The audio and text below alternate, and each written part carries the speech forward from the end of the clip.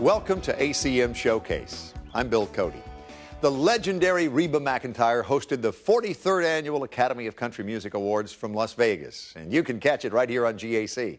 Check out GACTV.com for showtimes. Tonight, we'll be profiling the nominees for the Top New Female Vocalist Award. And with contenders Taylor Swift and Kelly Pickler and Sarah Buxton, it was one of the most hotly contested races. We start off with an artist that's had the kind of year you can only dream about. Take a look at Taylor Swift. It's been another whirlwind year for Taylor Swift. Sales of her self-titled debut CD are nearing triple platinum, and she surpassed the 45 million mark for music streams on her MySpace page.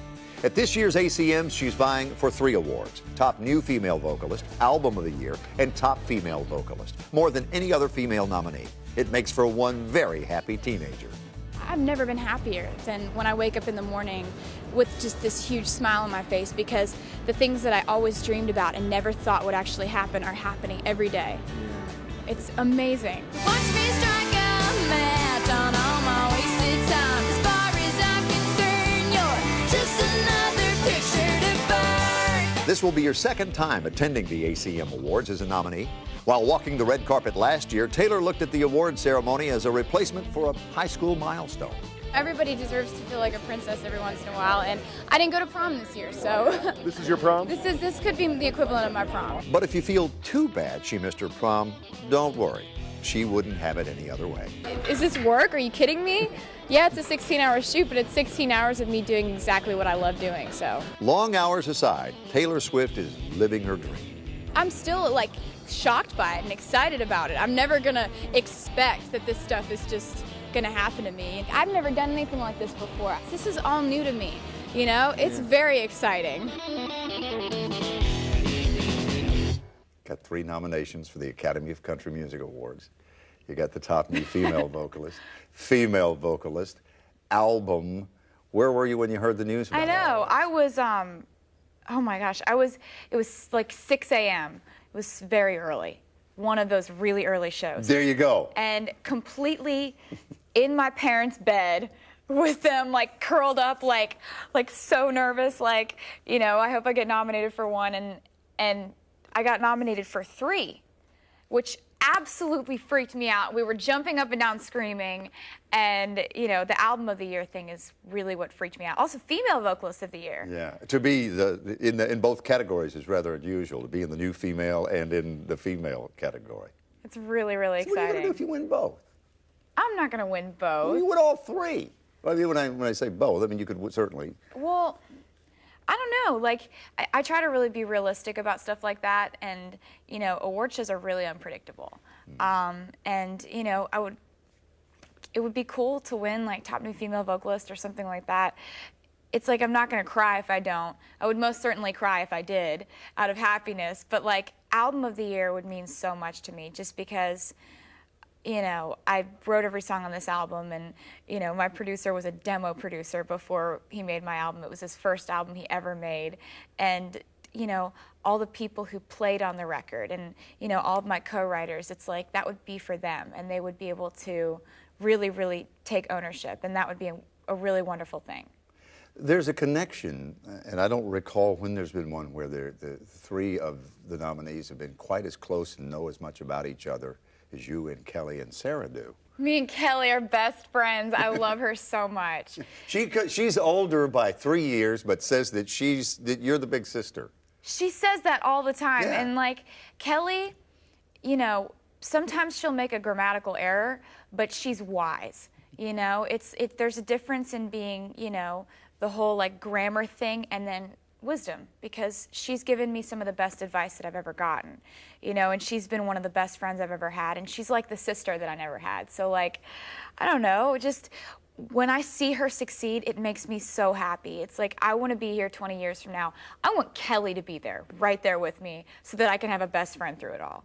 Kelly has been through so much for 21 years of age. She has, you know, she has had to grow up by herself. And that is something that I did not have to experience. She's over my shoulder saying, don't do this, don't do that, don't make this mistake, I made that mistake, don't do that. Like, she's so hilarious, so just absolutely honest about everything, will not leave any detail out of a story. And, you know, she's the one, honestly, like, she's like a sister to me. Like, I've always had really strong morals. I'm not about to drink. I'm not about to go party or whatever.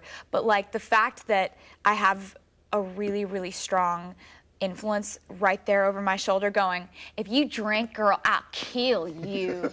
I'll kill you. And that's what Kelly says to me. And it's like, I love her for that. She's amazing. And somehow you know she would. Yeah. But she wouldn't kill me. She'd get on the phone, Tater, what are you doing? I heard you were at a club last night. What are you doing? That's what she would do. Sarah Buxton, you guys toured in the early days of your career together. Yeah, Sarah and I literally, our singles came out like a week apart, our first singles. Tim McGraw came out and she had a song called Innocence that was her first single. And so we were like, there are always a few artists that you're in that group of people that came out exactly at the same time, and you see them at every radio concert, you see them at every single stop, and every single time you're talking on the radio, they're like, oh, so-and-so was just here. And Sarah was in that group with me. So it was really cool to get to know her through that, and just, you know, we had written way back when I was like 15, so we already knew each other, and just seeing her success as a songwriter is just really cool. What would you be doing were you not doing this? Where would Taylor Swift be in her life if it hadn't happened? Oh, or if you were still gosh. waiting for it? Would you be in college? Would you be... I would be in college, Would yeah, you? definitely. Pursuing what? I don't know. Part of me thinks that I would be in criminal justice on, like, you know, more of a forensic side of things, not this, you know, the carry a gun side of things, because that would be really, I'm scared of everything. Like, I totally am afraid of everything. I'm obsessed with CSI, the show, but it's because I'm so scared of, like, the whole criminal investigative thing, but I'm fascinated by it at the same time. So that's kind of a strange little... So the science of it's what Yeah, I fascinates really like the science of it. Okay. Interior design, I really love. Anything that has to do with art, I would totally be into. CSI, Martha Stewart. Yeah, definitely. Yeah. It's weird. Where do these thoughts, these random thoughts that become songs, where do you put them? Where do you keep a notepad? Do you... I know you're quite the technology chick as it relates to texting, and is that the way you do it? Right? It depends on when a song hits me. You know, the idea for my song Tim McGraw hit me in math class. Teardrops on my guitar. On my way home from school, I was just like, oh my God. You know, I got this idea in my head. And, you know, sometimes if I'm around my guitar, I'll write it really fast. Like my song, our song, I wrote in 20 minutes. Literally just got this idea of a song that was sort of like a story but was more conversational in the verse, and I just started like ad-libbing it. And then I had to go back and remember everything that I said, and it took like 4 run-throughs to write that song. I don't ever want to put out an album that was like my personal album, like that you know, no one can relate to, but I personally can relate to.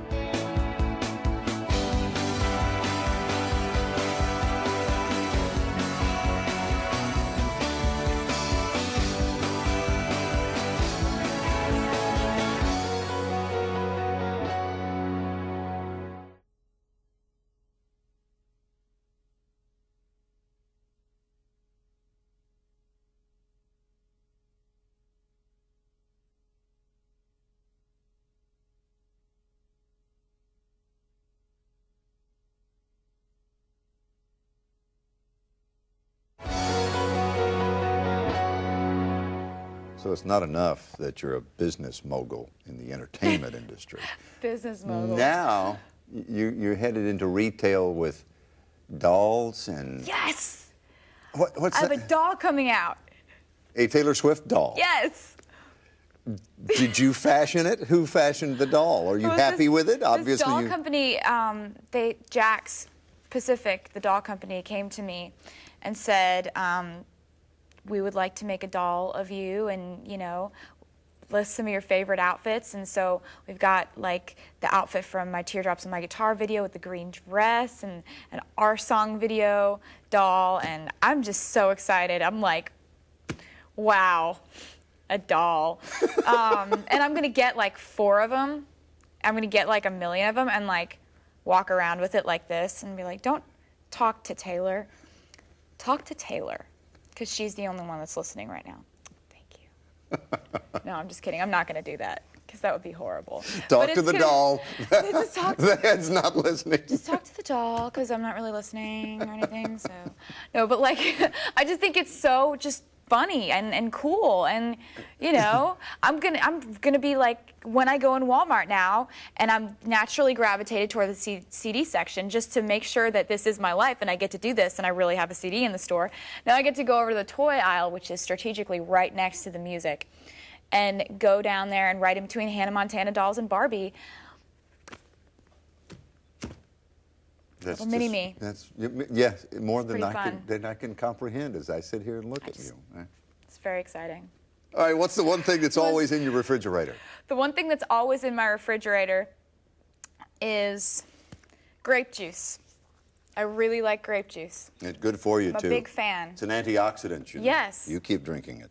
One thing you can't live without. One thing I can't live without is black eyeliner, because I have like really light eyebrows and really light eyelashes. So sometimes when I don't have makeup on, it's like I have no eyes. And so black eyeliner is a huge help. No eyes? Oh, well, I have eyes, I know but what they're you mean. just like, they're blended into my It's the face. curse of being blonde and fair Oh, complected. I'm not isn't it? complaining or anything. I just really like black eyeliner. What's your guilty pleasure? My guilty pleasure is whipped cream. Yeah, I have seen the video stuff yeah. where you just on So the bus rude. and you. So unladylike. It's horrible. Like, but you But know, it makes me laugh, and like, I know it does your fans when you see that. It just makes me laugh out loud when I That's see you do good. that. Yeah, I know. But hopefully people aren't watching and going, sick.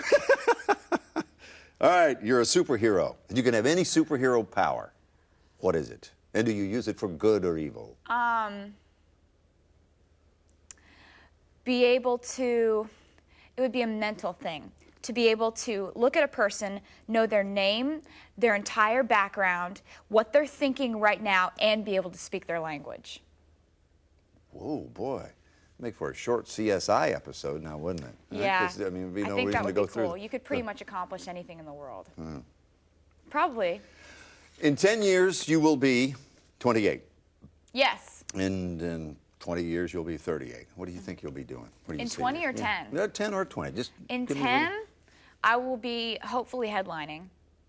I'm really hoping that I That would. probably is going to happen, I mean, just so you know, in about 10 minutes.